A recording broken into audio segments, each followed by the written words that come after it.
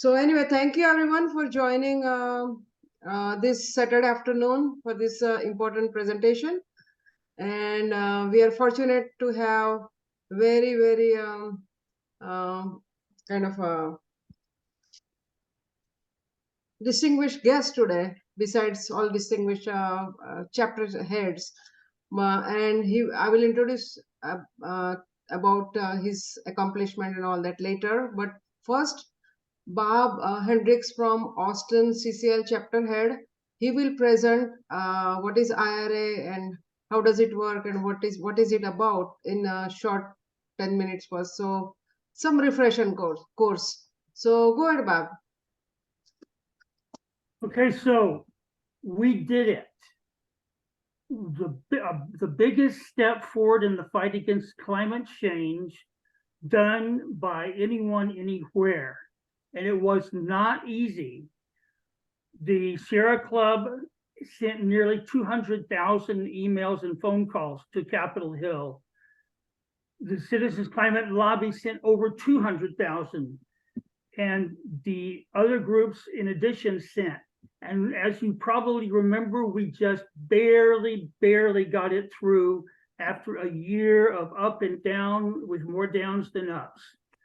This includes at least $469 billion in IRA to fight the climate crisis, and the projections are that this would cut climate pollution 40% from 2005 levels by 2030. Come on. Now, how's it come? It has dozens of programs, over 100. What it basically does, though, it wants to make all electricity clean electricity, solar, wind, others.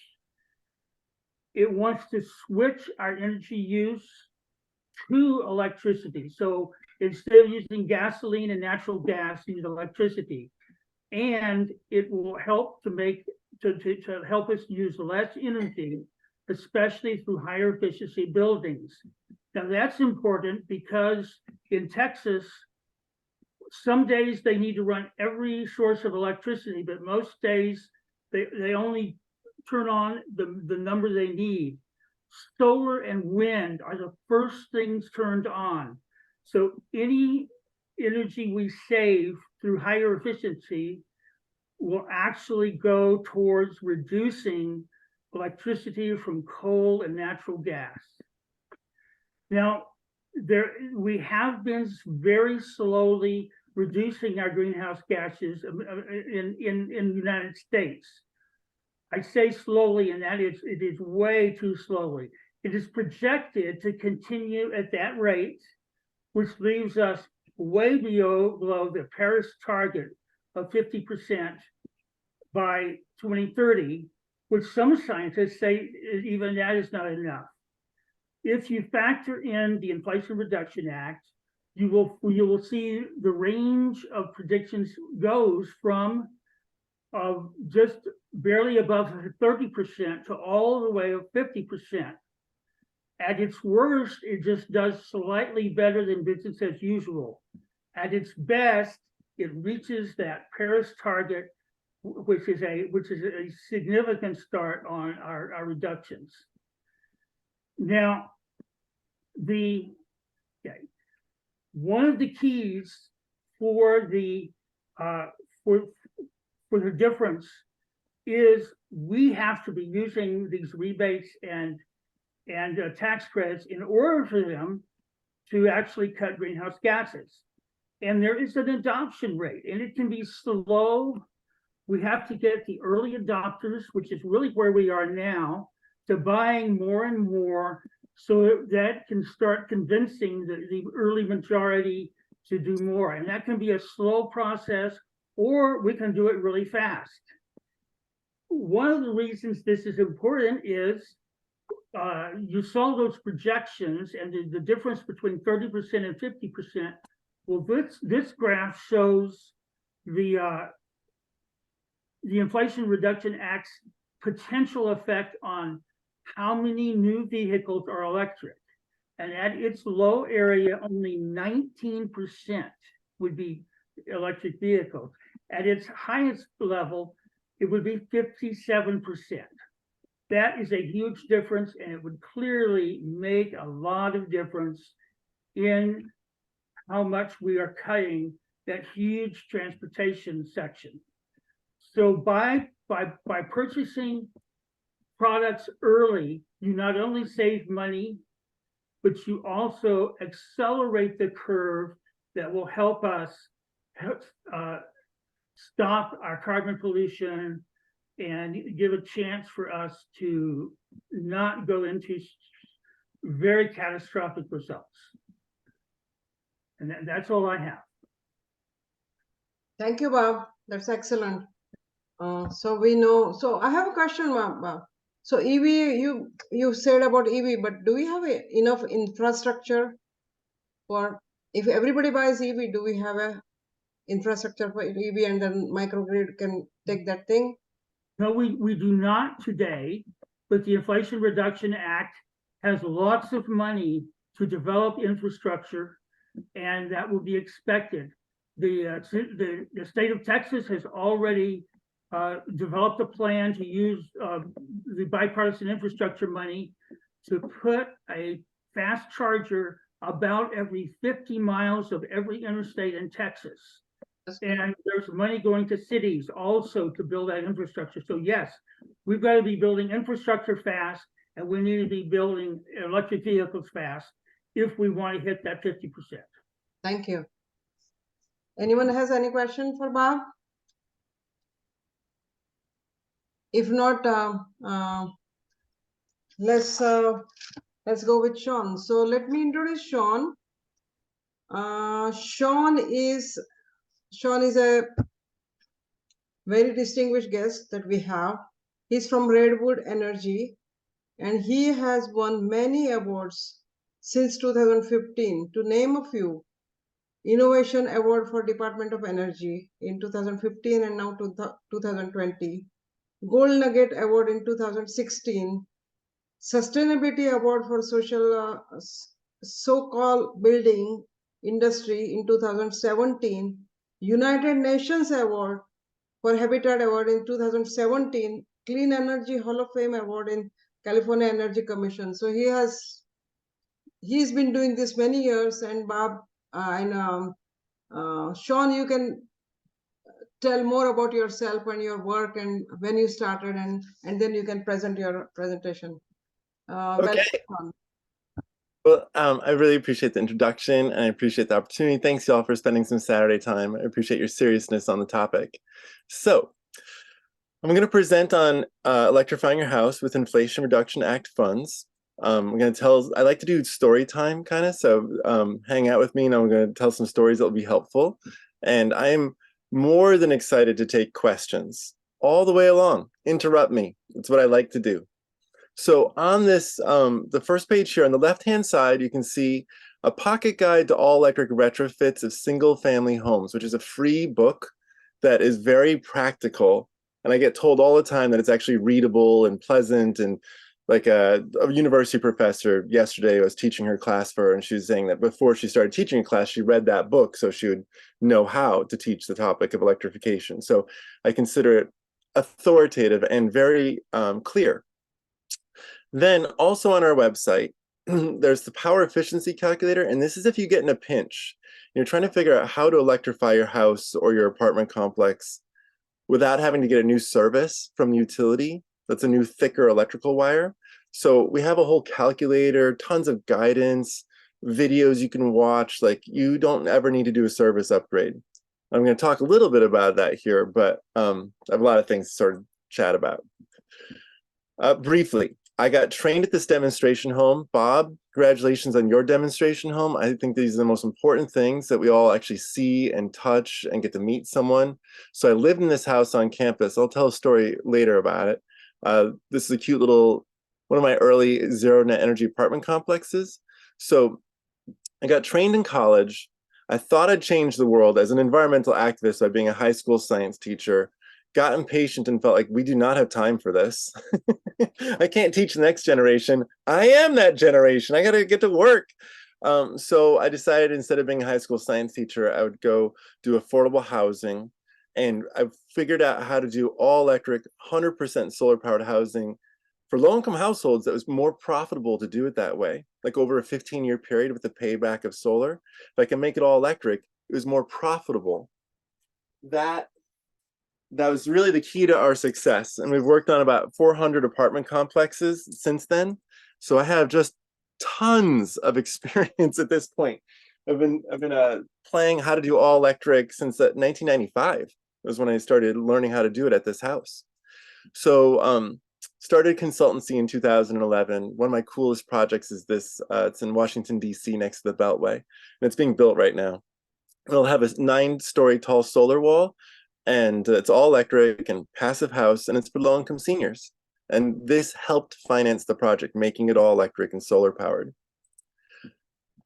So I thought we'd start with what's a heat pump. And I'm just looking over in the chat and I see Todd. You said you have a friend. Oh, Tom. Hey, Tom, you're here. It's so nice to see you. You guys are in such luck. So if you have any questions, put them into the chat, because Tom is more knowledgeable than I am. Like, he is deeper in every single little detail, and I asked Tom for advice. So you have everything you need. There isn't anyone else you need. Just like ask your question in the chat. We got you solid. Okay, so this is a cutaway of a modern heat pump. I'm just gonna like demystify this for a moment. What is a heat pump? It's a fan. It's mostly a fan. And like that's what takes up space in there. And then around the fan is blowing air against these thin little fins of metal. You can barely see it. They're just little tiny fins. It's a surface area to collect or discharge heat. It's like that metal is for either collecting heat or getting rid of heat. Getting rid of the heat is in air conditioning mode. Collecting heat is in heating your house mode. And to the right of it, this is the condenser that functions as a pump for pumping the refrigerant around. And there's some computer controls up here, because like, what temperature is it outside? What temperature did you ask for it inside? Can I run this in a variable, sophisticated way like modern heat pumps? And I'll talk about that in a sec. So this is it. If it's on a water heater, a heat pump water heater, it's the same thing. It's a fan with little pieces of metal, thin fins of metal to collect heat. If it's for space heating or cooling your house, if it's for a washing machine, if it's in your electric car, like most electric cars now are using heat pumps to heat in the wintertime instead of using electric resistance, which is like what a toaster is or a hairdryer is. Okay, I think that it's helpful for people to have story time. So in modern day Iran, Persia, around 500 BC, so 2,000 plus years ago, this is how people made ice, which is the real driver behind heat pump development. We would like to have ice, please. And what you're seeing here is a pool that is engineered, smart people just like Tom Cabot, a mechanical engineer, and they would fill it with just enough water for the winter night clear sky in the desert to freeze the water. And then they had super insulated, like passive house, super insulated buildings right next to it that they would take the sheets of ice off in the morning and they'd go put them into the ice house, and they'd be able to make ice all winter and keep it cold for the summer with really well insulated homes. This is old style how you make ice. This is a more natural, non-engineered version. All over the United States, all over the world, people would just collect ice in the wintertime and put it in insulated buildings, usually insulated with straw, or if they're like close to Portugal, insulated with cork. But then things got better. There was a typesetter in Australia, and he was using ether, which evaporates right as soon as it touches your skin. It evaporates and it makes your skin really cold. And he noticed this when he was cleaning off keys on like type keys for a printing press, that he's just freezing his hands every time he got this liquid on him, and it boiled off and evaporated. And he's like, if I could capture that, I could use this. I could figure out a way to make things freezing cold. And when the vapor evaporated, and I would just capture that vapor and I'd turn it back into a liquid. And I'd just recycle this process of boiling this liquid of ether. And he did it. He messed around with it. He's a mechanic, and he figured out how to make this vapor compression cycle where you'd squish the vapor back into a liquid. Well, that makes ice. This is the beginning of ice making in Australia. There were, by the way, many different people involved in the first heat pump. I mean, many different machinists there, but I mean, inventors all over the world at the same time who are using the same equipment and getting interesting, similar results. No one really gets to claim credit. I mean, no one person, even though he has a patent for patent ice making machine. So then the beer folks are the ones who really financially developed heat pumps all over the world, beer. And they would get insulated train cars, and they'd get ice, and then they'd ship beer out into the boonies. This is how Brooklyn, New York became the center of heat pump manufacturing in North America, because they had the biggest breweries. In 1900, I'm just sort of walking you through a quick electrification history, because it's helpful, and it introduces some fundamental concepts. So in 1900, this is a tipping point in our history. In 1900, the fastest car in the world is an electric car, les jamais content, which means never satisfied. It's the first car, it's the fastest car to get to 60 miles per hour. And you can go out on YouTube and you can find modern day recreations of les jamais content, because people like love the car and they've made it again. But it looks like this on the right-hand side, this little torpedo. On the left-hand side, you can also see the long distance winner. The furthest you could go in the United States was with an electric car in 1900. And in fact, this vehicle on the left, the Electrobat, became the foundation of the first vehicle cab business in the United States. It was an electric cab business, and they would use a gigantic ice rink to have cabs come in and take the battery physically out and put a new battery in, which you'll see in Taiwan, Malaysia, all over Southeast Asia with scooters. People can take the scooter battery out and put the new scooter battery in faster than charging it. So like if you're not in the United States and you're other parts of the world, you see this. So same time, you're seeing much bigger heat pumps getting built. This on the left-hand side is an Anheuser-Busch beer ice making machine. And the right-hand side, you can see during World War I, women were allowed to work finally, and were there delivering ice because the men were off doing the soldiery stuff, getting killed. Now, this is the first real parallel to the modern moment. The Inflation Reduction Act, while amazing, I don't know if it actually can hold up a candle to what the Rural Electrification Administration did. Bob, you and I can debate this. It'll be fun. So in 1935, 90% of people who lived in the country, and I mean most of Texas, had no electricity. And 90% of people who lived in the city, Houston, Dallas, they had electricity. And there's a humongous difference between rural and urban. So the Rural Electrification Administration, during the Great Depression, part of the alphabet soup of agencies that hired people out of poverty, they went around and they electrified by giving subsidized loans to community groups who would then put up their own power poles, and then they would sell electric appliances into the neighborhood, essentially. And this is how 60% of America got electricity. To this very day, that 60% is all these rural electric co-ops. So cool posters, people are delighted, they get pumps, they get electricity for lighting, they can cook food now. It's great stuff. Parallel to today, Switzerland, both in the build up to World War II and during World War II, did not use oil, or tried not to have any involvement in the oil world. You saw what happened when Russia invaded Ukraine. Natural gas was cut off to Western Europe, and many German companies went bankrupt in the last 2 years, like 100-year-old plus companies that had depended upon natural gas, making glass, making pharmaceuticals, bankrupt.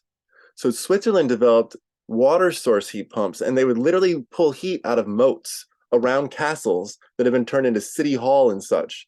And these is what they look like. And they would make big swimming pools, and they made radiant heating, like you heat water and then water goes into radiators.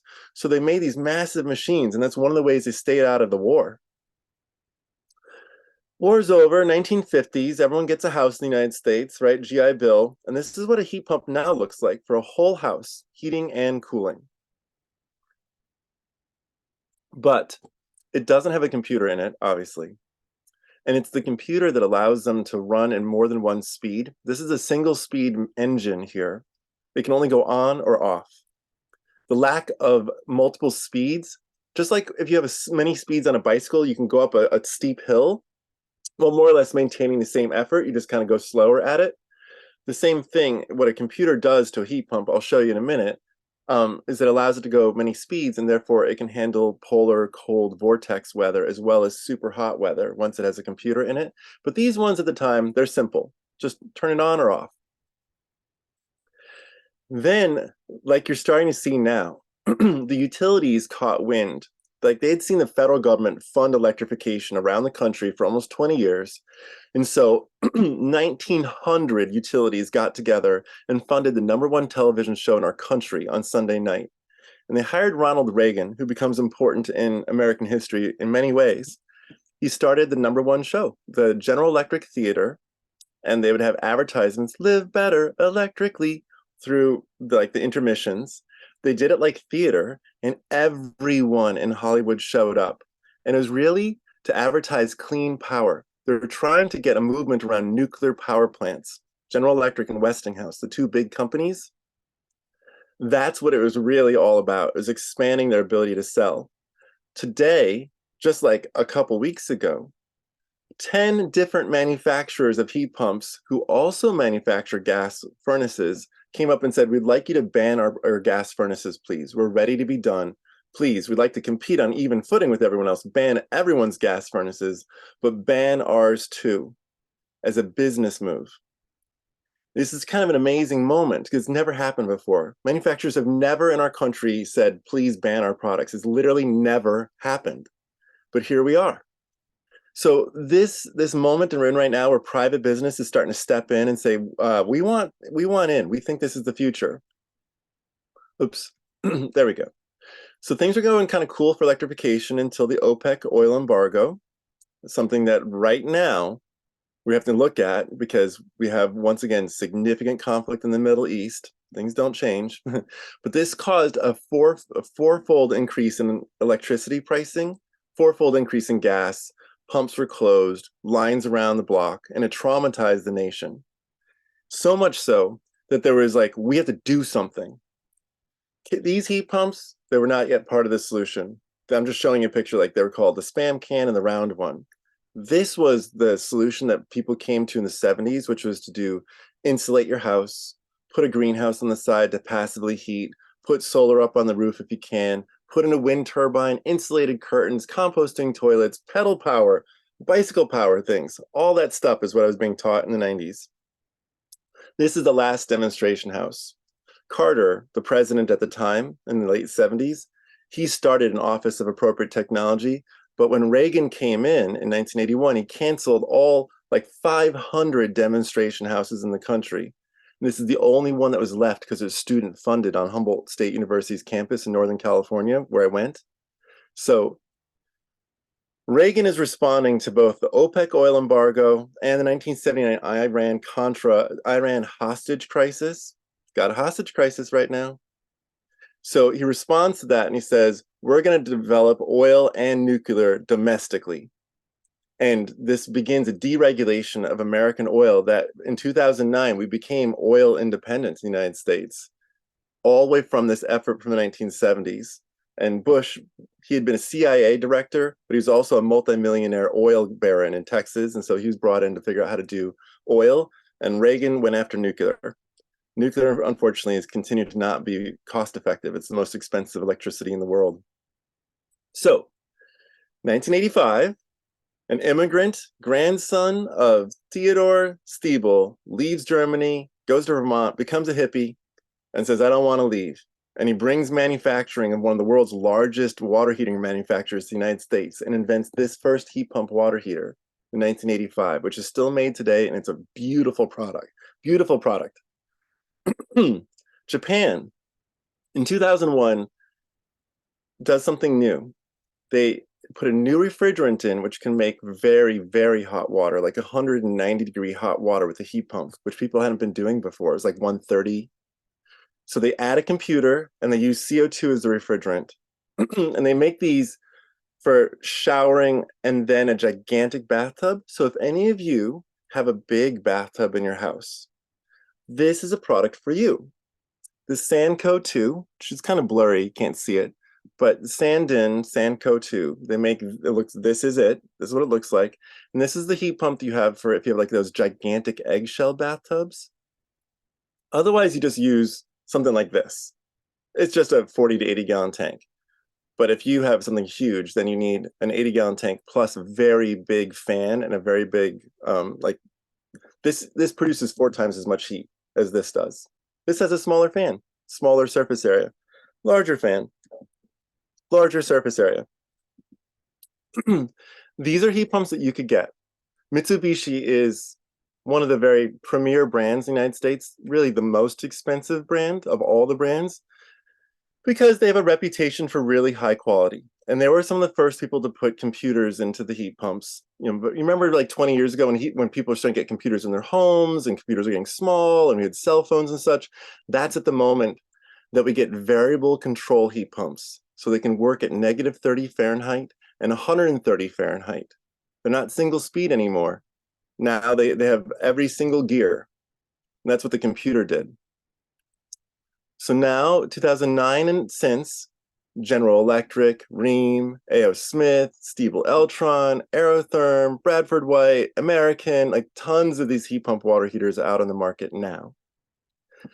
I want to point out that some of them are 120 volt that you can plug into any outlet in your house. And some of them are 240 volt and you need to do special wiring because that's like the electricity that goes to an electric stove or to an electric dryer, 240 volt. And I recommend people go get the 120 volt ones because it's just easier and cheaper to just plug it in any old spot. This is an example. It looks like this because this black thing attached to it, it mixes the water from 140 Fahrenheit that it's being stored at down to 120 that you're supposed to deliver it at. And that extra 20 degrees of temperature allows it to eliminate an electric resistance toaster backup element. It uses, instead of 4,500 watts, it uses 500 watts. So anyway, these 120 volt tanks, you see the 120 volt wire over the side. Rheem and A.O. Smith make them. And A.O. Smith makes a very quiet one, and Rheem makes a less expensive, noisier one. So those are kind of your 2 choices for 120 volt, Rheem and A.O. Smith.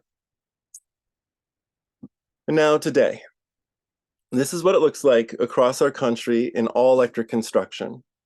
Here's Texas at 37% all electric construction. I'm standing in California, which is at 8%. So that's 4 times worse, 4.5 times worse. California has its own energy code and for a long time has been anti-electrification because of high electricity prices in California, not elsewhere. This divide where you can see that it's really the south of the United States, except for California. It's the south of the United States, it's more all electric. And that's because they've been installing heat pumps since the 1950s because they didn't really need a computer to make it work well in the wintertime because it was warm. Florida is 77% all electric, 72% all electric in Hawaii. So like places that people go to vacation are all electric mostly. Now, I should not give you a presentation without talking about solar, both because the Inflation Reduction Act tax credits we're going to show in just a moment here, we're kind of up to the present day. Rooftop solar and utility solar are both incentivized by the Inflation Reduction Act. What this graph has in orange is the utility solar. In yellow, that's rooftop solar, you and me. In red is the combined. You can kind of ignore all this other bar graphs and such. Just focus on the orange, which is the utility, and the yellow, which is rooftop. And you'll see that in 2007, 8, 9, 10, 11, 12, people are installing more solar than utilities are nationwide. It's ethical people like you and me. We're doing solar. I was installing solar on people's roofs as a business in 2001. And I knew at the time, PG&E, our local utility, did nothing. And I was on people's roofs, and a multi-billion-dollar company did nothing for solar. So it's only in like 2013, which is when solar prices start to drop, because they've dropped by almost 90% since 2010 to today. So when prices started to drop, utilities started to install solar. And to this day, you can see some years the utilities do more, and some years rooftop, normal people, we do more. But mostly it's utilities. But look, right now, rooftop is catching up again. So what rooftop solar does is it makes electricity cheap. It makes it so that if you electrify your home, no matter where you are in the country, you're always going to have cheaper energy. That's true in about 80% of the United States. If you electrify now, it's cheaper.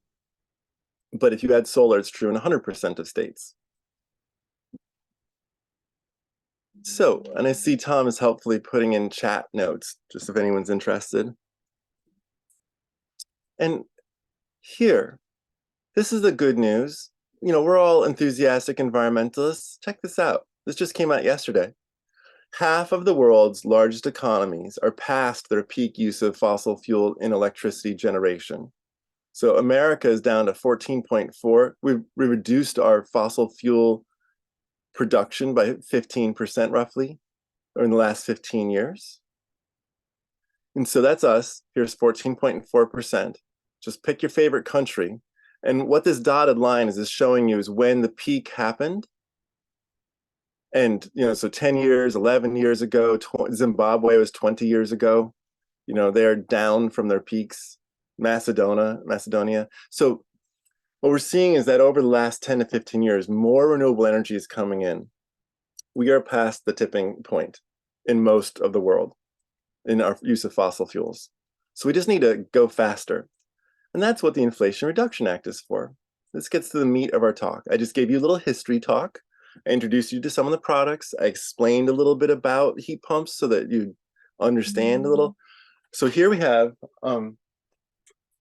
sorry, my 9-year-old just walked in. What's up? Look at what. Oh. You get better. Oh. That's so sweet. She loves you. Okay, so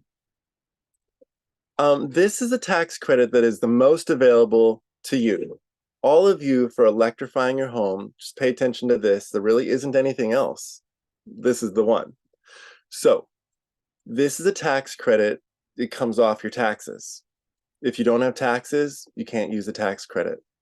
There is rebates for people who don't pay taxes that I'll show you in a moment. I'm assuming most of you, not all of you, pay taxes, just for a moment, if that's the case. So assuming that's the case, that means 30% provides a 30% tax credit for residential efficiency and electrification upgrades up to $3,200 a year. So if you spend $10,000 in year one, you can get $3,200 back because that's roughly 30%. Or if you spent $9,500 or $9,600, whatever, it's about that, $3,200 a year. So you have to spend about 10 grand. 10 grand is everything you'll spend for your water heater and your stove and a brand new dryer. You probably don't quite get to 10 grand for those three things. Hopefully not. Honestly, you could do it for 7 grand or 6 grand for those things. So 10 grand is really more for your HVAC system, your heating, ventilation, and air conditioning systems, heating and cooling system. That costs $10,000 or more almost all the time. So this is a tax credit just to focus like, oh, I'm going to use this for my HVAC system. Then the next year, you can do it again. And it'll give you money for your water heater.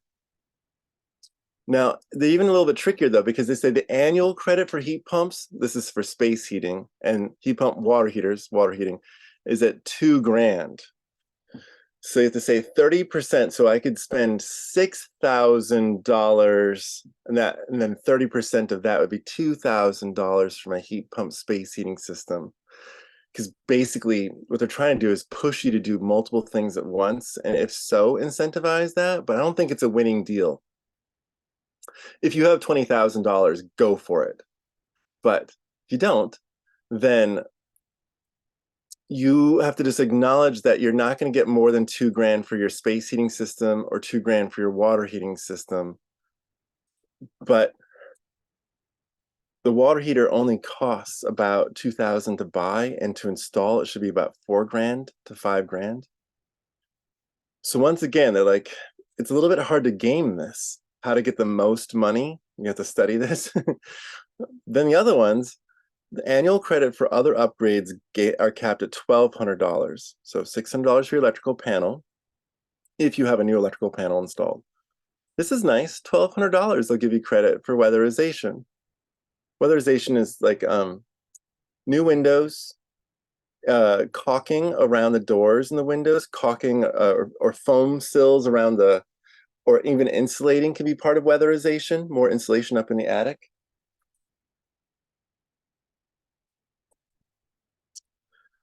$150 for your energy audit, $600. These are credits. $600 for energy properties. So they're thinking $1,200 will credit towards all these things. $2,000 is what will credit towards heat pump spacing and water heating. So that's $3,200 total. So they're saying if you spend about $10,000 and it includes a heat pump, water heater, or a heat pump space heating system, we'll give you $2,000 for that, and we'll give you another $1,200 for other things. That's kind of like the best case scenario. They have to meet a very high energy efficiency. So this is basically Energy Star, but the Consortium for Energy Efficiency, CEE, tier is not the same as Energy Star. So you just have to go to that database and note that that's where you need to find your product. If you want to get that tax credit, it has to be in the highest tier. And note that the annual credit limit resets every year. So you can get $3,200 in year 2. I'm not clear if it's a rollover. If you spent $20,000, could you get $3,200 and then hold the tax credit for the next year and get $3,200? I don't know. I've not seen a piece of tax advice on this, and I apologize if anyone else does know on the rollover question. But okay, we'll have to move on. Then the clean energy credit. This is for solar. All y'all can get this. It's a 30% tax credit off your solar array. Interestingly, they said, you know what? We know that heat pumps are a kind of renewable energy collector, and we know that ground source heat pumps are the most expensive. So we'll call a ground source heat pump a kind of clean energy. Even though an air source heat pump or a water source heat pump, they're also heat pumps. They do the same thing. They're just either using heat from the air or heat from the water. And this is using heat from the ground, but it's still boiling a refrigerant and using a vapor compression cycle. It's the same stuff. So if you get a ground source heat pump, unlike any other thing, a ground source heat pump is 30% off. Okay. I mean, and a ground source heat pump usually installs for $20,000 to $30,000. Yeah, anyway, there's your tax credit for your ground source heat pump. I want to focus on the solar one because a solar tax credit is great. 30% off is a really good deal. Then the next question is, what should your solar cost? The way that most people use units of solar is they call it kilowatts DC. The kilowatt is a measurement of the instantaneous power that the panel can produce during like noon, sunny day. So that's the most it can do, is that amount of power in a moment. Most houses need somewhere between 4 to 6 kilowatts to offset all of their use if they're all electric. 4 to 6 kilowatts. Kilowatt costs to install somewhere between $2,500 and $4,000, depending upon who does it. So 4 to 6 kilowatts, roughly what you need for an all-electric home. And then about $3,000 to $3,500 on average in that range is what you're going to pay for your PV array, and you can get 30% off of that. All right?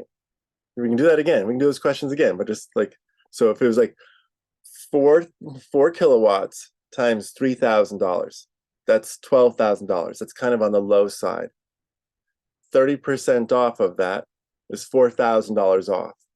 So you'd pay $8,000 out of $12,000, and that would get your relatively energy efficient home completely offset in its annual energy use. That's how that 30% tax credit would work.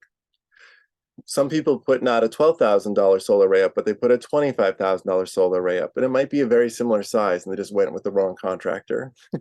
Always get 3 bids. Always get 3 bids. Just pay yourself money in your imagination. I'm paying myself $100 an hour to go out and get my second bid. because that's how much money you might save. And your third bit, pay yourself. The last tax credit, the last chunk of money that's available is a tax credit also, and it is for EVs. So I just did like the electrification one, the solar one, which also included ground source heat pumps, and now EVs. So today, EVs are 8% of global sales. That is up from 6% last year, which is a 25% growth. And what you can see here on the bottom, this is the total amount of EVs sold in the United States. Now, on the left-hand side, starting in December of 2010, you can see diddly squat. And then December 2012, it starts to go up very slowly. It's kind of a straight line though. You notice it's not going anywhere fast. But then like 2016, it's just starting to go up a little bit faster. 2018, now we're seeing some like interesting faster growth, but then 2020, everyone acknowledges 2020 is a different year. EV sales go through the roof globally, and they start growing from like 2%, 3%, 6%, 8%. We're going through what's called exponential growth globally on EV sales, which means every time we've had exponential growth of anything, cell phones, home refrigerators, having a personal car, all these things in the United States, just think of any technology, having a color TV, all these things, they take 10 to 15 years before somewhere between 90 to 95% of people have them. Once you enter exponential growth, and we've done this dozens of times with adoptions of new technologies in our country, and I've studied all lines in 10 to 15 years.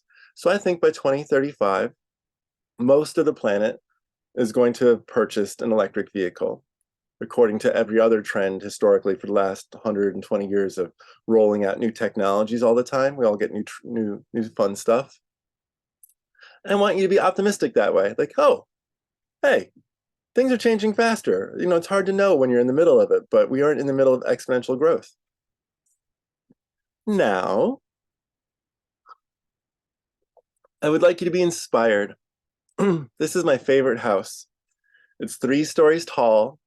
It goes 100 miles a day. It uses no fossil fuels and crosses the Atlantic Ocean or the Pacific. And it has its own helicopter. It even has its own submarine. Love this house. So I don't expect each of you to have one of these, but we are going to talk about the things that are in a house like this. So you can see they've got a heat pump, by the way, for the swimming pool that's in the back, like a nice big hot tub. This has an outdoor movie theater. It's got this canopy solar array. It's got one floor that's just the kitchen for like all induction kitchen and such. Anyway, so we're going to talk about luxurious, all electric, and extremely efficient stuff. So here, this is a zero net energy housing complex. It's actually the first in our nation to have succeeded in being all electric and 100% solar powered subdivision, not just like one person's house, but all of the houses, low income senior housing in Fort Bragg, California. So this is one of our projects. This is one of the reasons why I got all those awards at the beginning, is we were doing all the first significant developments in our country of all electric 100% solar powered housing. On the left-hand side, this is called a ductless mini split.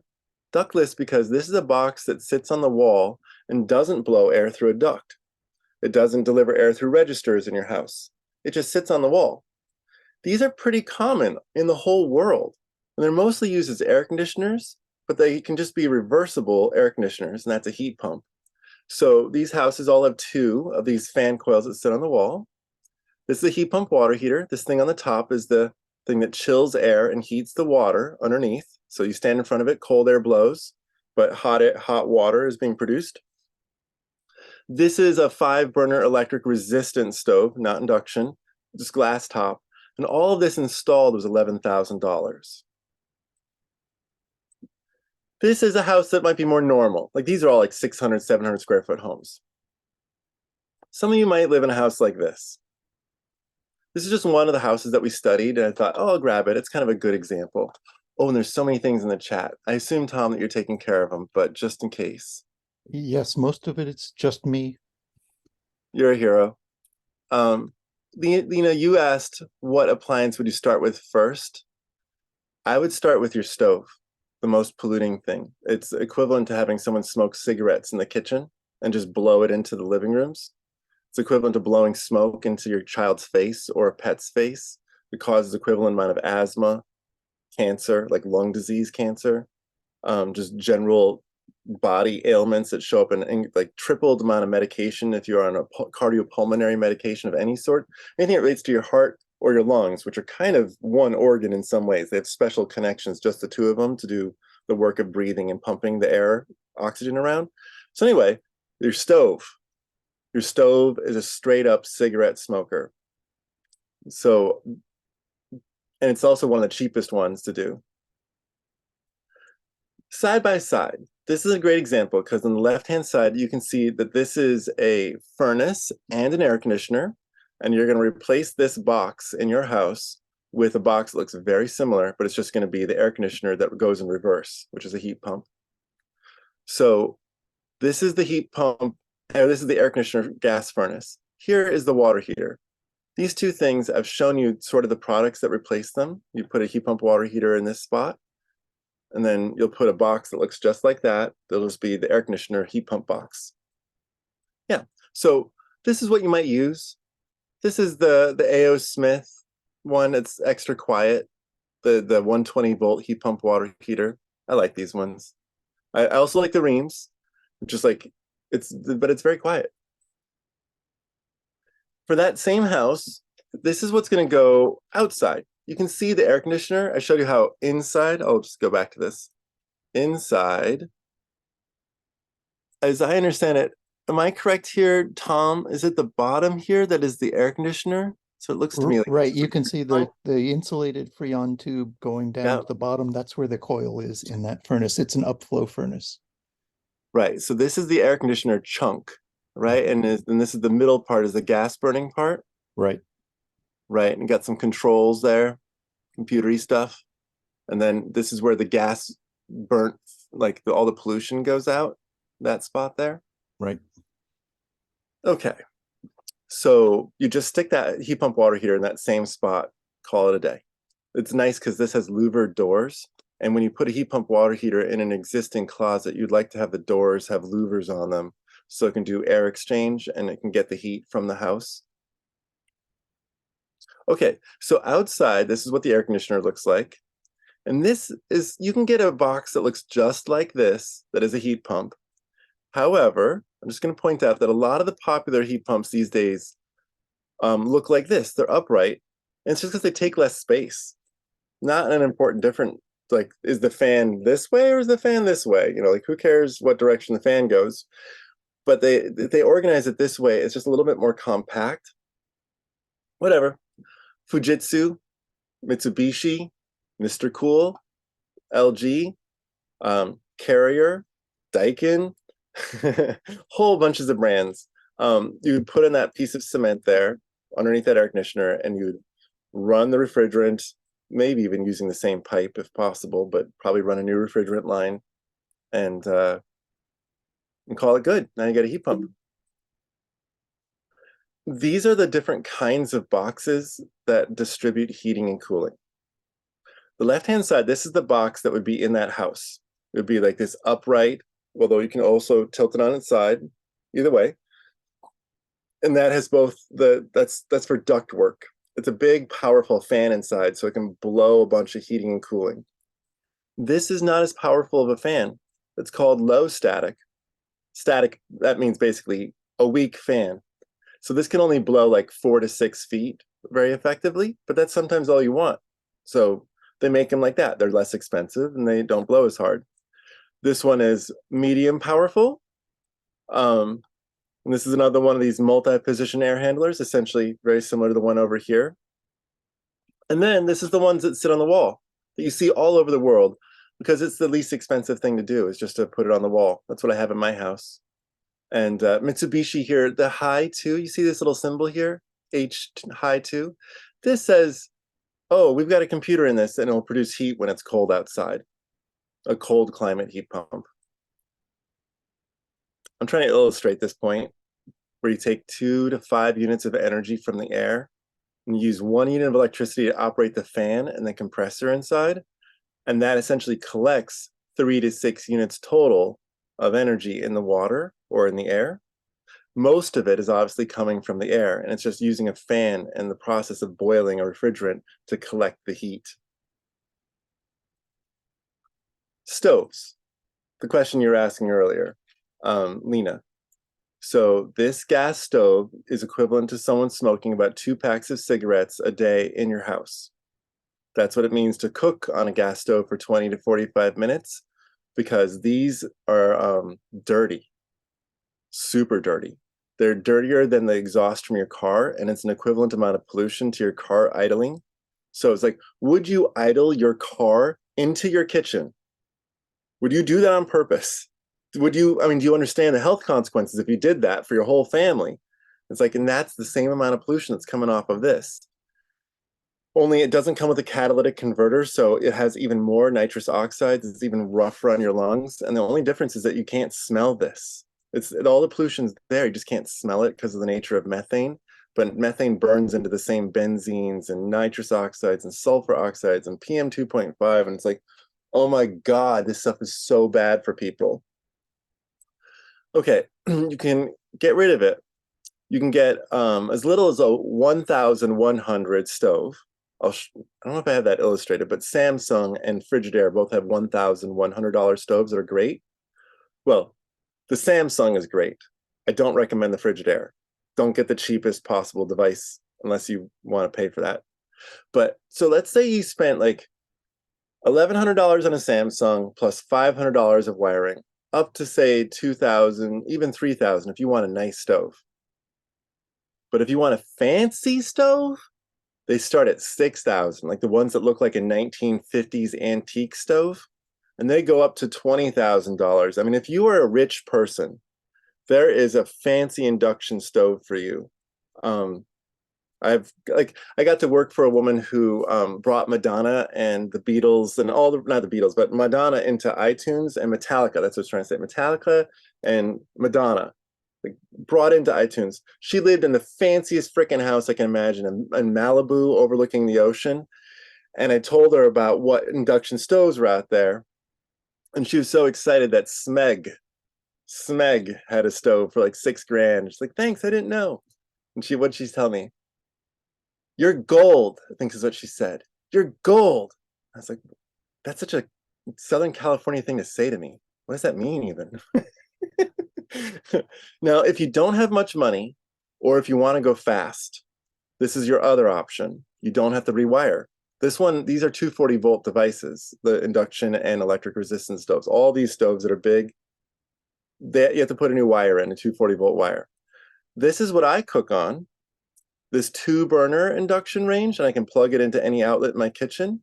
And then I have a second one, because this one is really fancy. Like, I spent a couple $100 more on it. This is like $150, this 2-burner here, and it is like $250. And I can make really just like, I can control the temperature to the exact temperature. Like, I want it at 140 Fahrenheit for making caramel or something. This is my oven. It's an extra large from Oster, and it can cook a whole turkey, like a 20 to 30 pound turkey.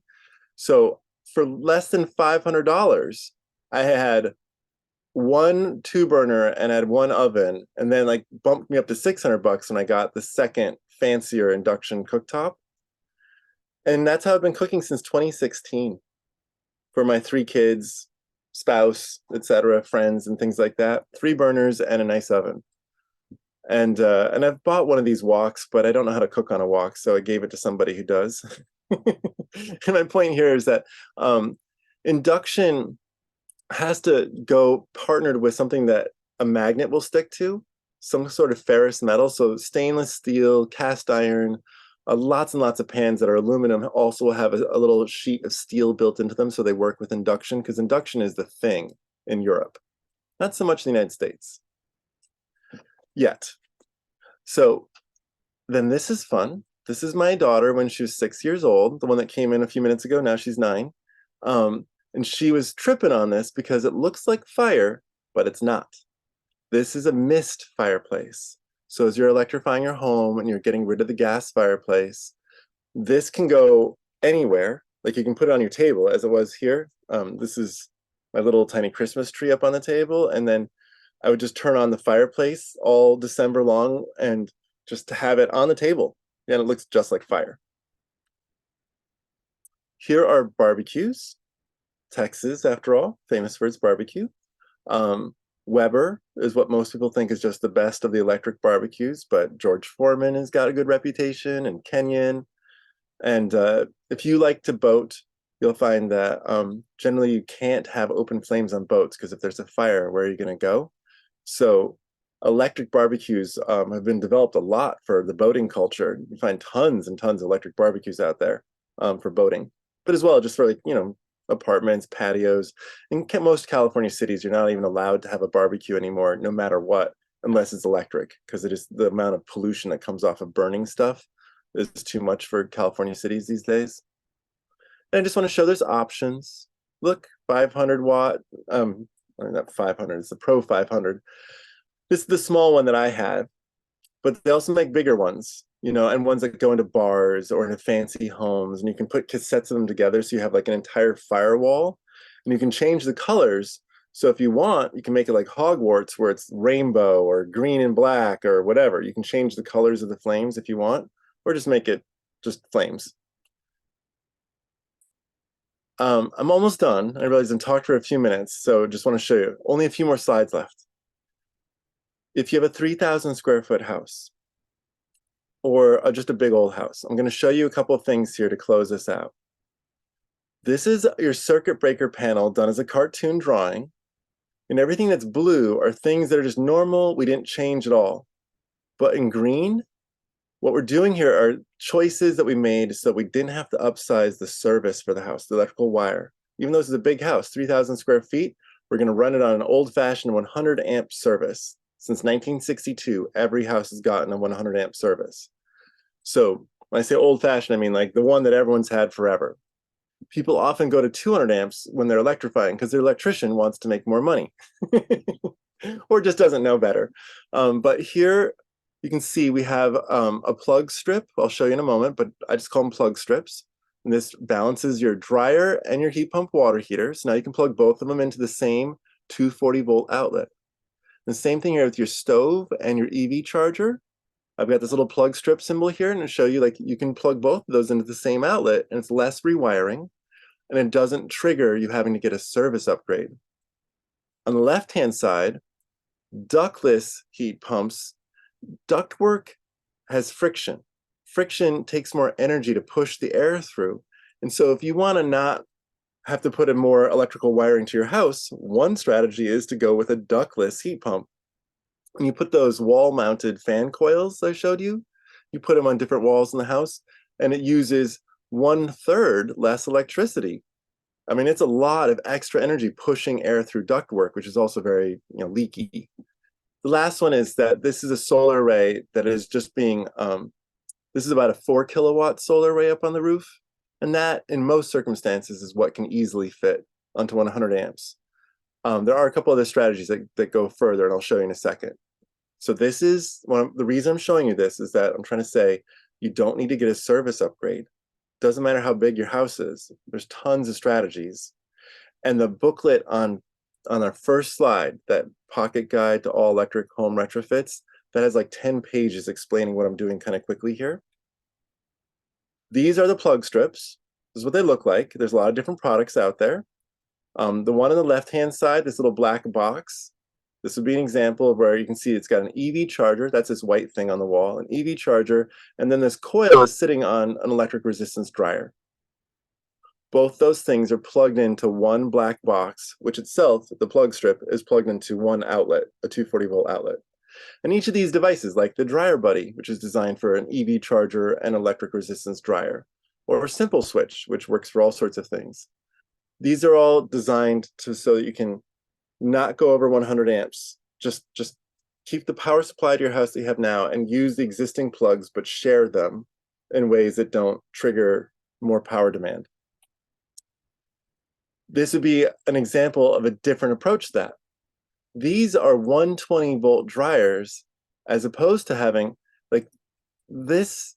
This is for plugging in a 240 volt, 30 amp dryer. Very powerful. These are, well, actually, to complete the math, an electric resistance dryer uses 7,200 watts total. That's what 30 times 240 is 7,200 watts. So these are using in the range of 1,200 to 1,400 watts. And that's why they don't trigger a new service to your house. They're all also 120 volts, so you can plug them into any outlets. So it's kind of a twofer. It's easy and it doesn't require much power. On the left-hand side, this is a heat pump dryer. In the middle, this is electric resistance. It'll just take a lot longer. And on the right-hand side, this is a condensing washer dryer. All three of these will take 2 to 3.5 hours to dry your laundry. The heat pump taking the least amount. And they're using the same amount of power. The heat pump is the best at getting the energy used. The electric resistance is the worst, and condensing is kind of in the middle. Although I didn't put it in the middle. Anyway, so these are all strategies. This is not a plug strip, but it's a whole panel that you can plug up to 400 amps of stuff into it, even though it only shows 100 amps to the world. And you can plug tons of things into it, and it'll do power balancing in case you're going over 100 amps, which is almost impossible to do for most people. Like 1% or less of households go past 100 amps ever in a whole year. I mentioned before how solar 4 kilowatts is the limit, unless you do something like this.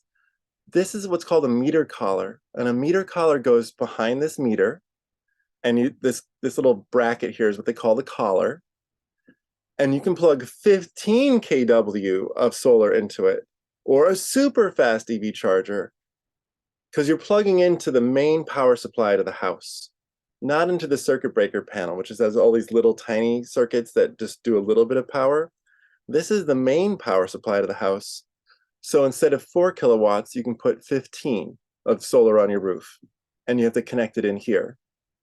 So that's a nice little trick. This also will let you plug in a fast EV charger. So pretty much the fastest thing you could possibly buy, you could plug into your meter with this meter collar, the connector, and you wouldn't have to even mess with your panel or having any service upgrades, yada, yada. Very simple technology. Okay, that is the conclusion of my presentation. I realized that was a bunch, and so I'd be more than happy to take questions, go backwards, and if you were wondering, what was that? I totally missed that. Can you explain that again? I'm here for that. So is Tom, the hero of the day, who's got like 21 messages you've been working through. Good job, Tom. So if you want to take yourself off mute, or if you want to raise your hand and someone else can call on you, or whatever you want to do. Thank you, Sean. That is a wonderful presentation and so much information that is hard to absorb. I know. That's why there's a book. I'm going to show you where the booklet is, and I'll put it into the chat. Okay, yeah. I know this is too much to absorb. You're a normal human. Yeah, and Tom is the one from Texas. So Tom, if you can open your screen and introduce yourself, and maybe you can tell us that what are the sources or who are the people that we can reach out to, because we don't have contractors and I think that they know much. Oh. Okay, well, I'm from Texas, but that's just because I was born there at the Brooke Army Hospital. Oh, okay. Now I live in Menlo Park, California, and I've forgotten all my Texan. But I, luckily one of the audience members did put in a contractor recommendation, someone he found useful, and the basic strategy I had also written into the chat is look for the firms that are good at air conditioning. They're going to understand heat pumps, because a heat pump is just an air conditioner with a reversing valve in it and a little bit better controls. So it's able to pump the refrigerant in the opposite direction in the winter to bring in that outdoor heat. Because that outdoor air that feels so cold to us still has a lot of heat in it. And so the refrigerant gets down to -30 Fahrenheit, and it's able to grab heat out of that 0 Fahrenheit air and still keep heating our houses in winter. Thank you. So I want to emphasize that what Tom said is get a good air conditioner installer, because that is a heat pump. They will know how to do heat pumps better than anyone else, is the AC contractors. Bob, I see you have your hand raised. You want to ask your question? Yes, in making presentations about tax credits and rebates, I have had a number of people in Austin, Texas, say that when they went to try to get a heat pump, they said it required a complete rewiring of the home and upgrading from the 100 to the 400, and Yeah. and they seem completely. That's total bullshit. That's totally wrong. It's not at all true. Don't listen to these nonsense talkers. Yeah. That's why we have this booklet here. So I'm gonna make sure, like, I put in the chat, I put the whole tab if you want to like read how to do commercial buildings and how to do apartments. But this one that I'm showing you here is just for houses and how to do your house. And also I put the link to the Watt Diet calculator in there where you can calculate the electric needs you have for ampacity. But it's like going to a barber and asking if you need a haircut. And of course the answer is yes. So we need to help people get familiar with their electric panel and with the ability to meet their needs with these efficient, right-sized, low-power devices, and skip getting advice from the electrician. If you want to take some time. To me that, I mean, one of the people lost the sale. Someone was ready to go with a heat pump, but not ready to go with a $15,000 rewiring of the home. Yeah. Why would they do that? They lose a sale that way. Well, I think it's partly lack of knowledge, like ignorance, because they are thinking about technologies that were phased out in the last 10 years. Like in 2009 is the first time we got computers in the United States into our air conditioner heat pumps. Before that, you would have to put in 7,200 watts, 10,000 watts of backup power because they didn't work below freezing. Now you don't. Now it's just, you just run the heat pump. And they don't know that, perhaps. We see this in California too, where people get pushed into 400 amp panels. It's just ridiculous because you don't need more than 100. None of you needs more than 100. If you wanted to keep on 100 amps your existing service, there's like 5 to 10 different ways. And to that matter, in this booklet on page 19, we have 1, 2, 3, 4, 5, 6, 7 different summaries of how you could do it. That give you instructions, and it's in like a solid 10 pages of just like trying to explain to people how you could, what are all your different options. Tom made this graphic here of how, if you were space heating, how you could avoid using the National Electrical Code, different options that use different amounts of power. So it's more than I should explain in a presentation, but it's right here, and we designed it to be read by normal human beings as best we could. So we should have the customer hand your booklet to the electrician guy and say, I'm not an upgrade. Right. If you can't do it, I'll talk to another company.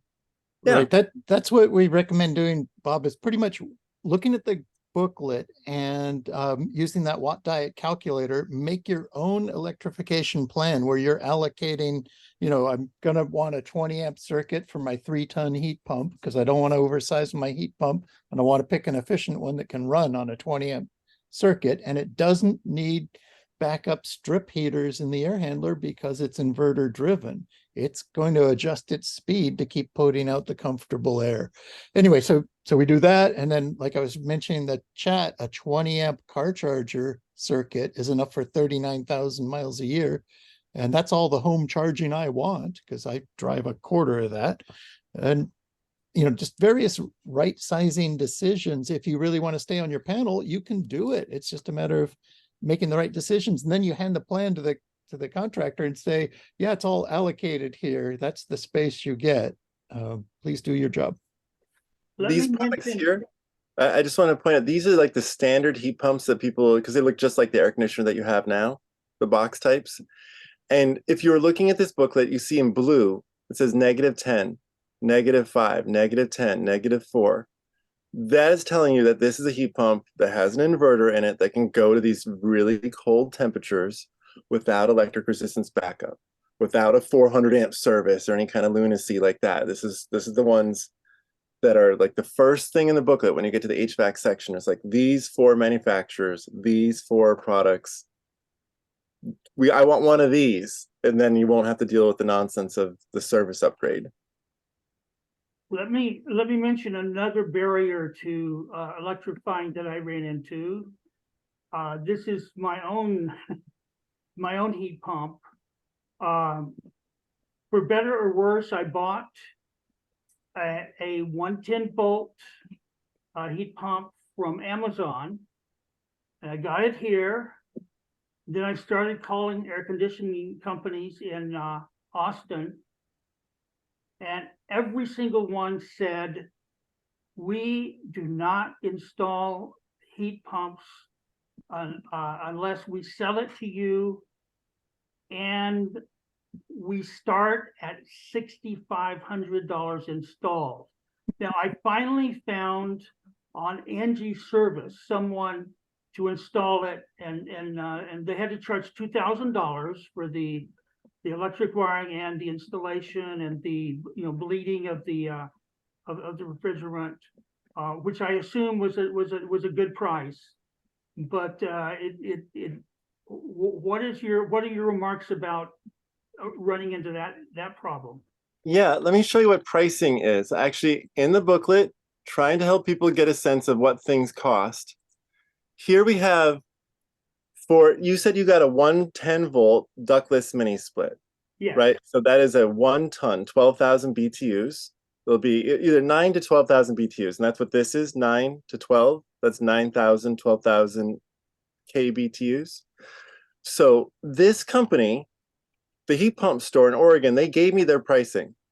They said, this is our standard pricing, and this is in 2020, so it's a little bit before COVID.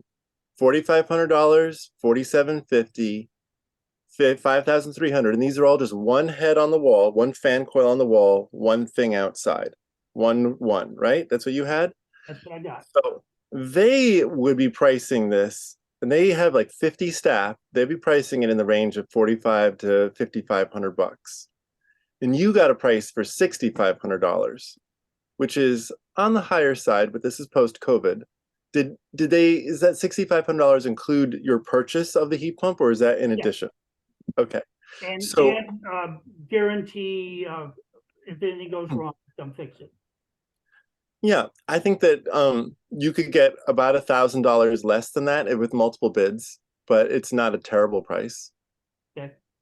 Yeah, and if you just to expand here, you can see that 18,000 BTUs, 24,000. So most houses use 24,000 to 42,000 BTUs. So in this range is where most houses are. So you can see for a ductless mini split, it's like 5830 if it's one head on the wall. But look, if you have 3 fan coils on the wall, then their price goes up to 8,580 because there's more labor for installing refrigerant lines and installing them on the walls. 4 zones, 5 zones. And this is still generally less expensive than installing it in ductwork. This is kind of like the least expensive way to install heat pumps is these fan coils. And if there's no need to upgrade the electrical service, you can get the low-income people could have 100%, I think, of that paid, just about. Yeah. For a 3-zone heat pump. If you were to like get the $8,000 rebate, if you were low income, yeah, exactly. You could pretty much pay for the entirety of the cost. Now I see Stuart Birnbaum has a question. Can I grab that question?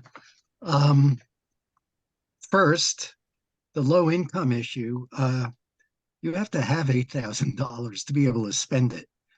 Yeah. And that's one of the problems. There really needs to be grants so that means tested grants so low income people could take advantage. That's one of the shortfalls. So the way that the money is coming out, the rebates that are specifically for low income households is exactly as you're suggesting. They're going to do it where the money goes to direct install programs, which means that the nonprofit buys all the stuff, installs all the stuff, and gets paid. They get paid, and so you don't have to be low income and front the money. So yes, direct installation programs are, for better or worse, because I wish that there was other ways of distributing the money, et cetera. But yes, that is a good thing they're doing, is making so low income folks don't have to pay for it up front. So my question was actually about bi-directional charging for an EV. Oh, good. It's- I love that topic. And where are we with that? And is that covered by the IRA? The EV charger is covered. 1 second here. I'm just going to bring up cancel. Okay, so bidirectional charging. In the United States, there's only Nissan that is offering their warranty so that you can plug your car into the grid. And there's only one manufacturer that makes a car charger that Nissan Leaf accepts with their warranty. That's Fermata and the FE15. And I'll show you that in just a second here. So the FE15, FE-15 Fermata. Okay, and go back to Zoom, share my screen there. Okay, this is what it looks like. This is something that you could get a Nissan Leaf, and Nissan Leafs are so inexpensive if they're used right now. And so you can get the craziest, cheapest battery. You can get like a 20 kilowatt hour battery for $3,000 or $4,000. Whereas if you buy that much as a Tesla Powerwall, that would be like, oh my God. It would be in the range of like $25,000 to $30,000. So it is like 1/10 as expensive to go out and get a Nissan Leaf. Buy a rolling battery that can drive.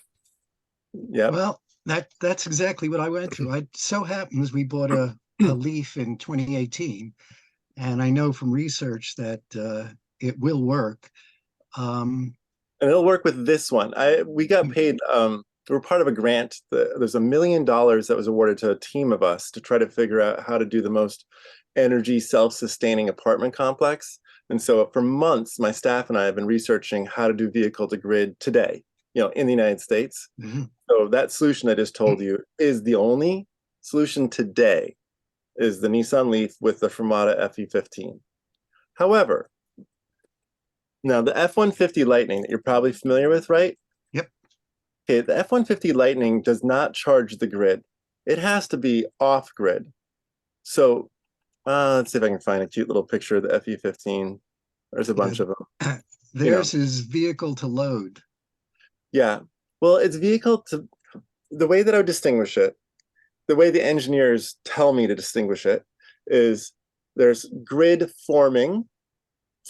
I make a grid myself for this house. It is not connected to anything else. It is grid forming.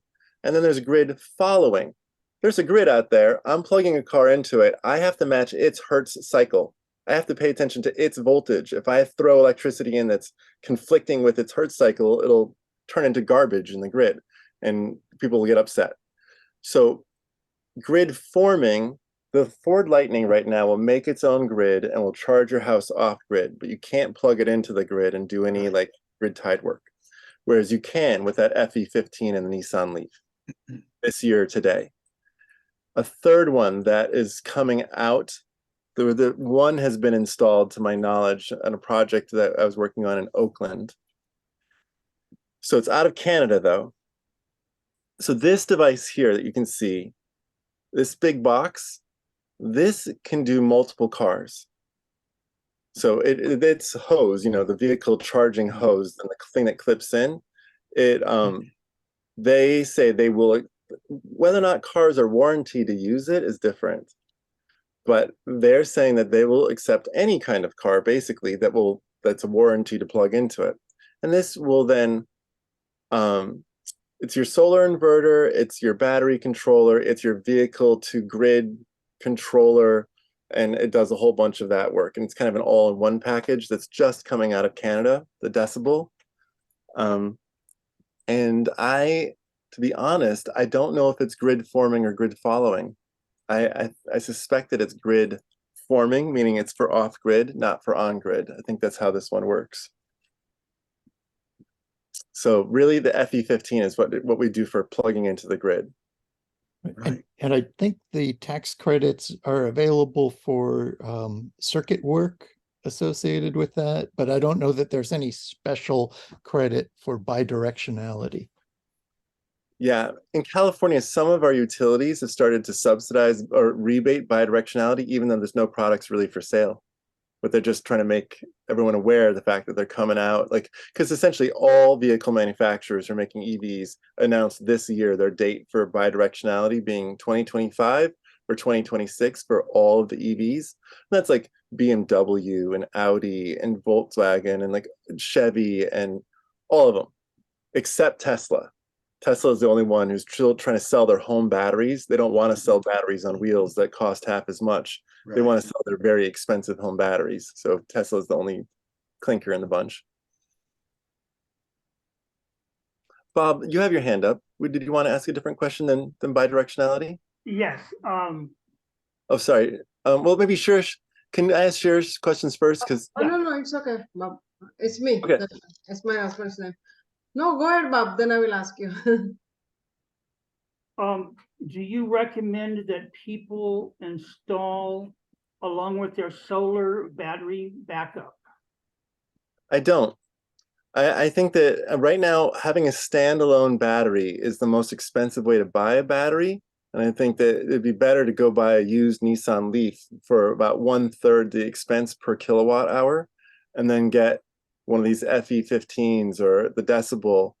That would give you 2 or 3 times as much battery for less than half the cost. I mean, just so much better of a deal that would be, I think that'd be the way to go. I think that the moment in time in which people bought home batteries, which has never been that popular, there's 80 times as much battery on wheels in the United States as there is on people's houses.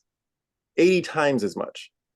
And there's also 3 times as much battery on wheels as there is connected to the grid for like big utility scale batteries. So the world's market is car batteries. That is what is really driving all battery manufacturing in the world. And that's where you get the cheapest prices. Thank you. You bet. So yeah, so my question, Sean, is I have brand new house, and I see all this attractive and things that I want to do, but I mean, do you think it's worth it right now? Is it worth it to what? To do all these changes, it's like everything is new and more except the gas, which I'm not happy. Everything is electric, so Yeah. Well, is your stove gas? yeah, stove is the one that is gas that I want to Yeah. That's convert. the one where the first study that came out was in 1995, and every couple of years they've come out with another study saying the same thing. But this 1995 study really stuck in my head because back in the 90s, there were still people who smoked cigarettes at home in the house, right? So they had a big data set, like 350 households that had smokers in the house, cigarette smokers, and they had an equal number of households that didn't. And they had them in electric stoves or gas stoves. And they found that people with electric stoves didn't have the health issues that people who had cigarette smokers or gas stoves. Gas stoves had the same health impact as someone smoking cigarettes in the house. And it's just because it's so much. You don't, when you turn on a gas stove, it's hard for you to understand. Think of it,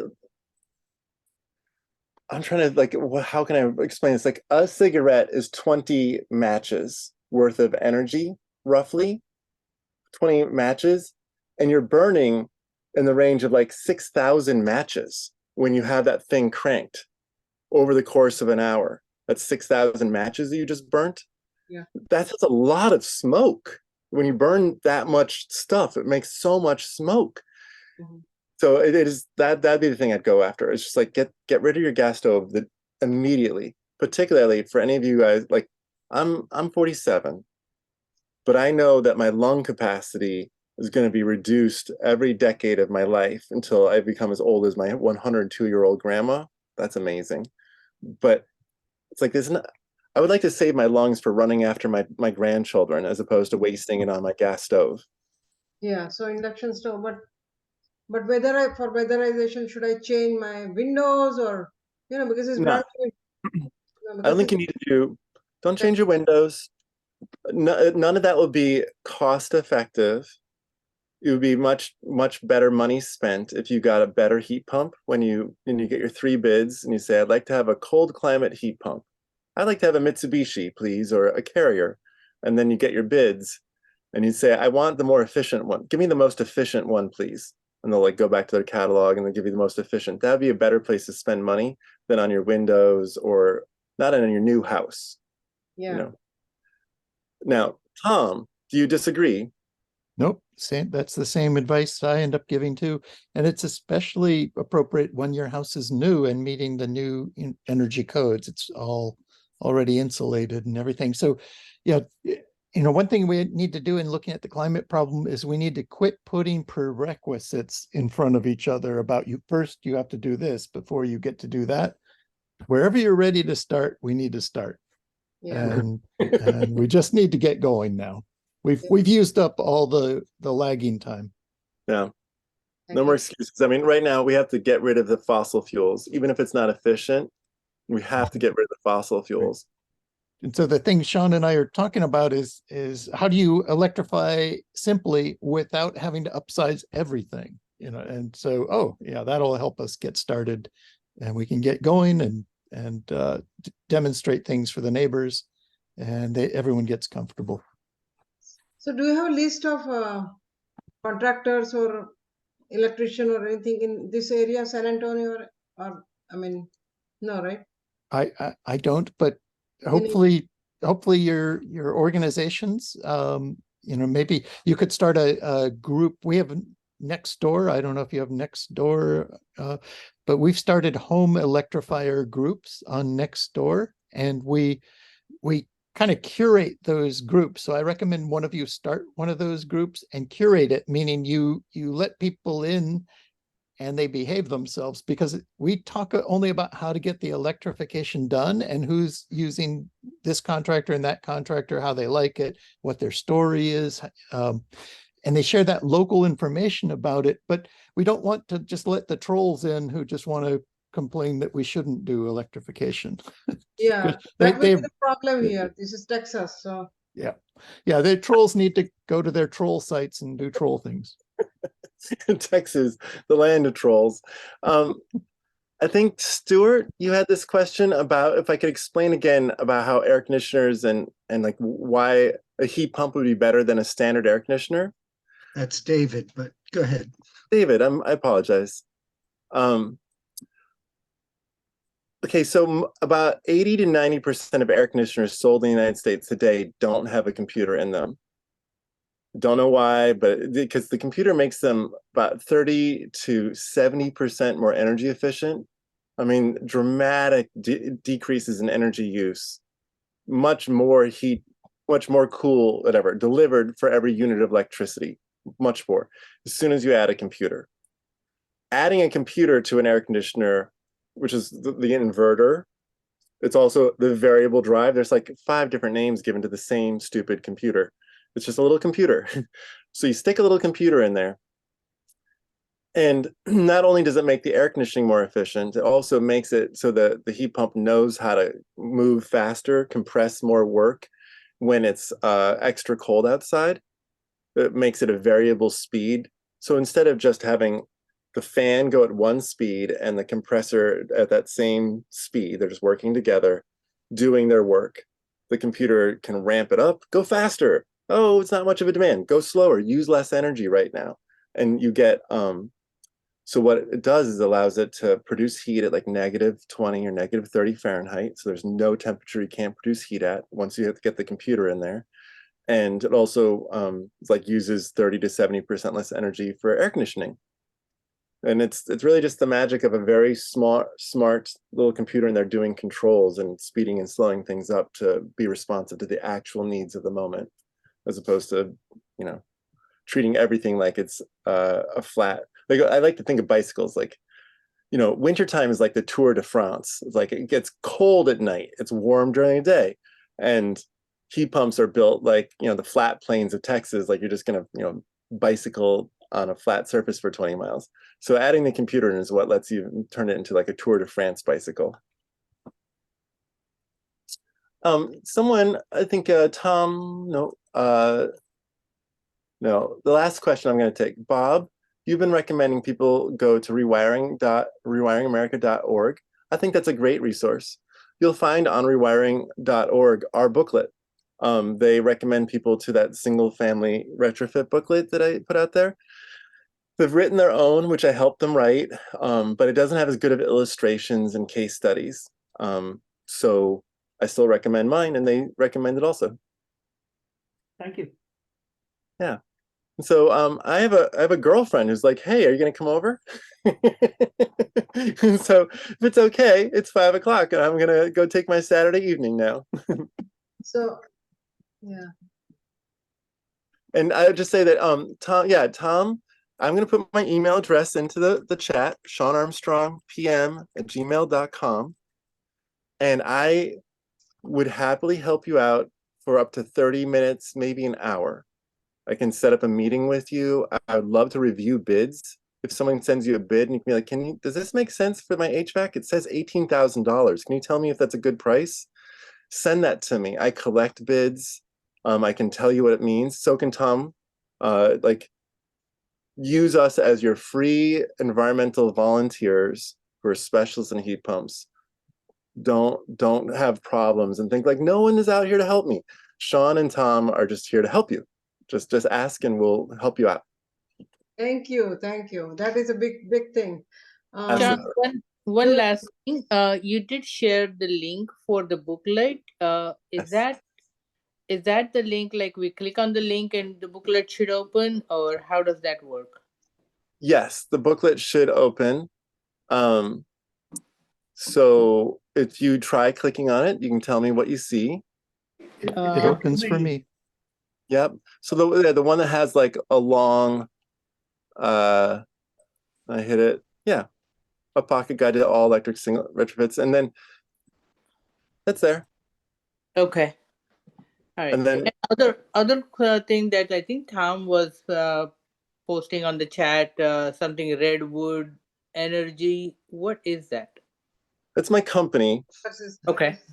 Yeah, and on my website, you'll find we have a lot of free booklets. An organization in Menlo Park that Tom is a volunteer board member with. They paid us to write these booklets. That's why they're free.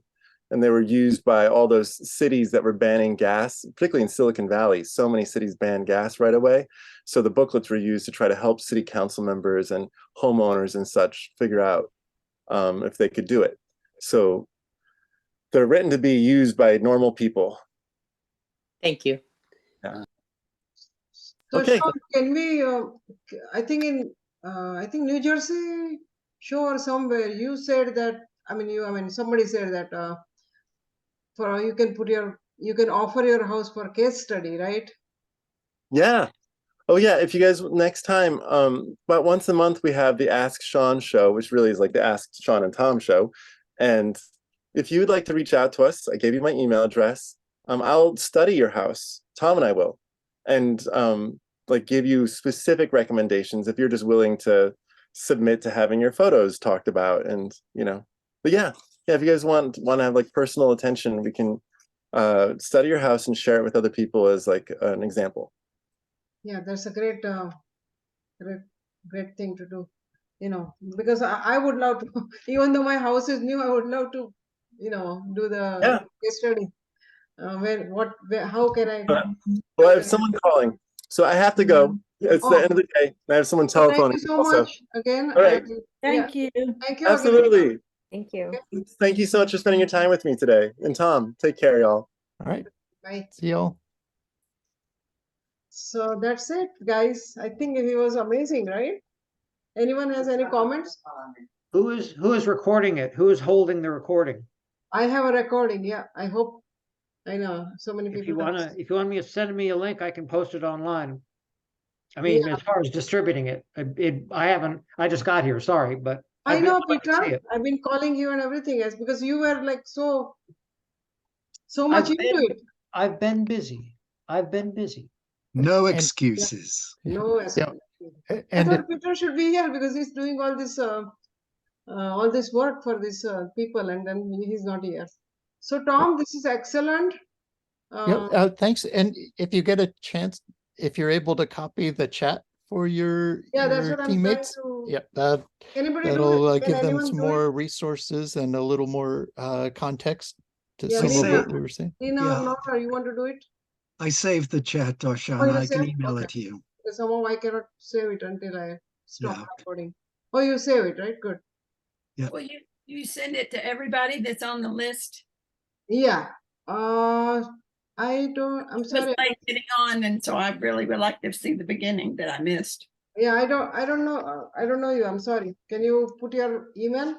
If everyone puts their contact information in chat, Yeah. then I'll save it again, and then Darshana can distribute the chat and a link to the recording once Peter's done it. Okay. All right. So So Darshana, yeah. you still have that open offer of coming to cook at my house so you could learn how to use an induction. I know. I do. I want to do it. Yeah, know. I need to learn how too. I need, can I Yeah. come? I need to learn how There's- too. There's you invite Speedy everybody? too. Because I want to know how it feels, and how it cooks rather. So It's yeah. they're wonderful. They're really great. Yeah, I really don't miss the smell of gas. And the Alright. thing is, yeah. Take care, everyone. Thanks, Thank you. Tom. Thank you, Tom. I'm in touch, Bye-bye. Tom. Appreciate your time. Stuart, Yeah. are you getting us the recording? I want No, to, Peter, because if somebody, Peter and Stuart or somebody, after I close this thing, where do I go? Because I never did this. And Shirish is well, did you record it on Zoom, when you're recording, it gives you an option to record to the cloud or record to your computer. Do you know which one you chose? computer. So, okay, so it's going to be too big to email to Peter. Stop recording and you'll have to put it on a thumb drive or something and physically get it to Peter. Or upload to a